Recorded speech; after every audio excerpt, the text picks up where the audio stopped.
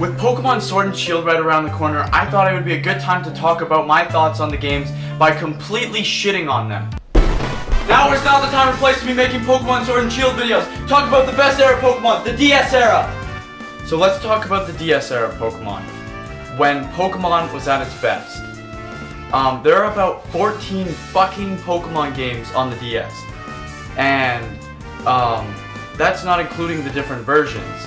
There are 14 unique Pokemon games on the fucking DS. 14! And, well, in this video, I'm gonna cover all of them. So let's get started. Fuck! The first mainline Pokemon game on the DS was Pokemon Diamond and Pearl, released in Japan on September 28, 2006, and didn't release in North America until April 22nd, 2007. Diamond and Pearl were the 4th gen Pokemon games, which added 107 brand new Pokemon, for a total of 493 Pokemon. They introduced the Sinnoh region, Wi-Fi Pokemon games, the best starter Pokemon, a real-time clock feature, and Pokemon Jesus Arceus. This game has an incredible map to explore with some of the coolest new Pokemon, especially the legendaries and mythical Pokemon. It has one of my personal favorite stories in any Pokemon game, with the second coolest evil organization, Team Galactic, and the incredibly hyperactive rival Barry, and don't even get me started on how incredible the music is in this game. Pokemon Platinum released on September 13th, 2008 in Japan, and on March 22nd, 2009 in North America.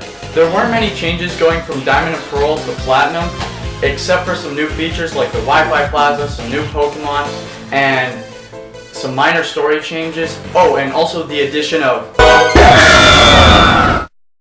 The next mainline games to come out were Pokemon HeartGold and SoulSilver, which released in September 12, 2009 in Japan, and March 14, 2010 in North America. These remakes of Gold and Silver added some incredible features, such as the one everyone and their Pokemon wants back, was the ability to have any Pokemon of your choice follow you around.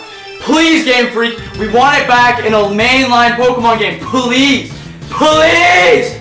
And also the Pokewalker, which I put my low-level Hoo-Hoo into and completely forgot about, so he's probably fucking dead. The story was pretty good, but not all that memorable.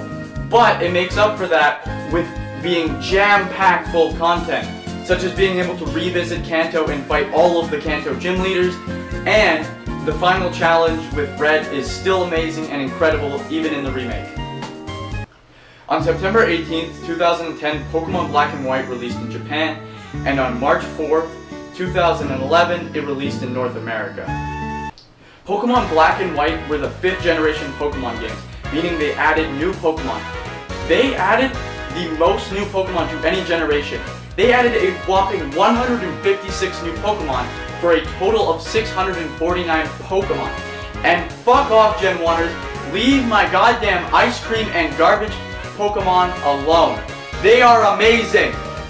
Not only did Pokemon Black and White add a shit ton of new fucking Pokemon, they added fully animated Pokemon sprites, triple battles, rotational battles, and a seasonal cycle. This game features the Unova region, which is themed after New York City, which has some of the coolest locations in any Pokemon game. Which also, there is the new evil organization, Team Plasma, which is the best evil organization in any Pokemon game, and some of the most memorable gyms and gym leaders who have actual impact on the story, and plenty of fan art. Pokemon Black and White has an incredible soundtrack, and not to mention amazing characters, which all add up to have an amazing story. The best story, actually, in all of Pokemon, which continues in its direct sequels, Pokemon Black 2 and White 2. Pokemon Black 2 and Pokemon White 2 released on June 23rd, 2012 in Japan, and on October 7th, 2012 in North America. It didn't add too many new things to the game, but it also made it feel fresh and brand new by taking place in the same world 2 years later, by adding new locations, and continuing the story with characters new and old. And it added so much to the story, tying together all the loose ends left behind from Pokemon Black and White. It added some new mechanics such as the Pokewood movie making thing, and also the Pokemon World Tournament, which allowed you to battle previous leaders and champions from other regions and such, and it was a really cool feature. And all those things adding together with the new addition of Kyurem and Black and White Kyurem, which I don't want to spoil or talk about too much if you haven't played the games, which I highly recommend you do. All those things added for an excellent game and an excellent sequel. Oh, and also, the music is still amazing in this game. Now it's time for the spin-offs, and well, there were more than a handful of spin-offs. Pokemon Mystery Dungeon, Explorers of Time and Explorers of Darkness were released on September 13th, 2007 in Japan, and April 20th, 2008 in North America. When I got Pokemon Mystery Dungeon, I remember being a kid and being like, whoa, I get to be Pikachu! In Mystery Dungeon, it doesn't play like your regular Pokemon game because of the fact you aren't the trainer controlling the Pokemon, you are the Pokemon itself, and there are no trainers in this game. It's a RPG kind of turn-based thing, but it's all about dungeon exploration. It's kind of hard to explain, but the combat system is amazing, the story is amazing, and the music is incredible in this game. Then Pokemon Mystery Dungeon Explorers of Sky came out, and this one is actually just an extension of Explorers of Time and Explorers of Darkness. So it added a few new things and changed it up a little bit. And also, the music is still great.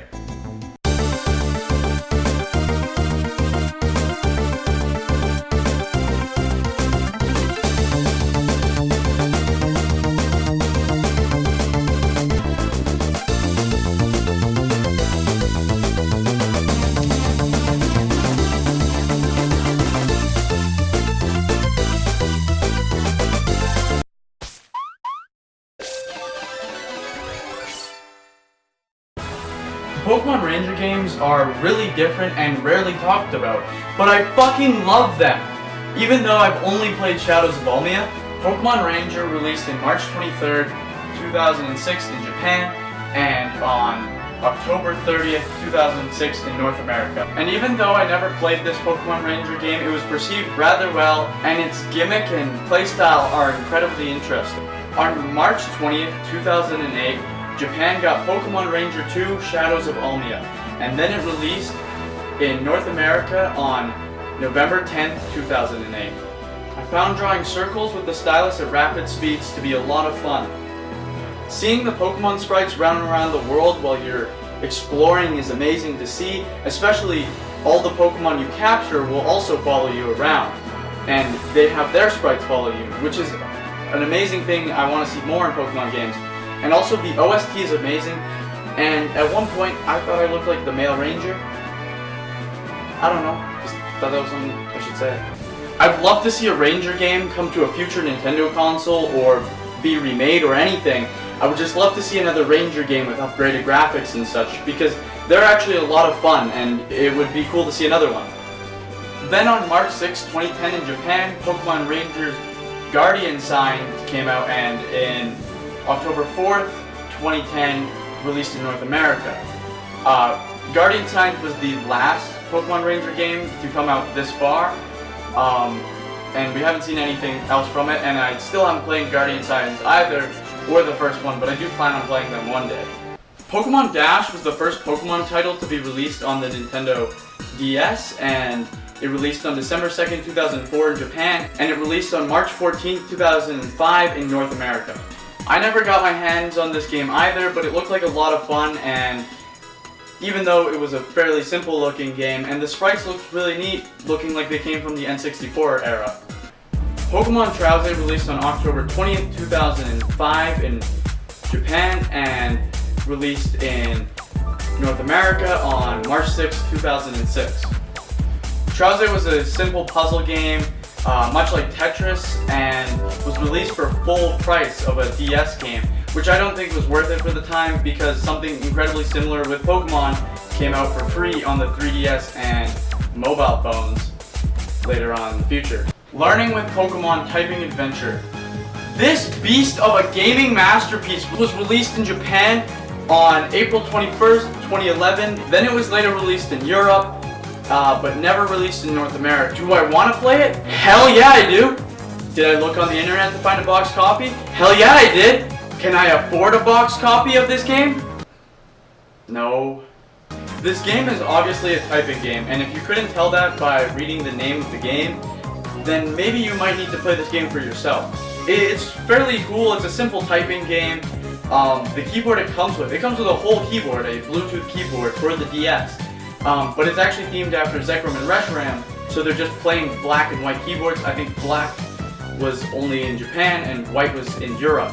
But I think they could have themed them after a better Pokemon like Pikachu, so the keyboards wouldn't have just been plain black and white. So you could have a cool Pokemon themed keyboard. But, you know, it's still pretty cool that it came with a whole ass keyboard. Hey guys, Editing Mode Linkachu here. I just wanted to take a second to talk about the OST for Typing Adventure. I was editing this video and picking music, and I had to go through the OST, and I came across some of the music, and it's just almost all of the tracks are just this hype.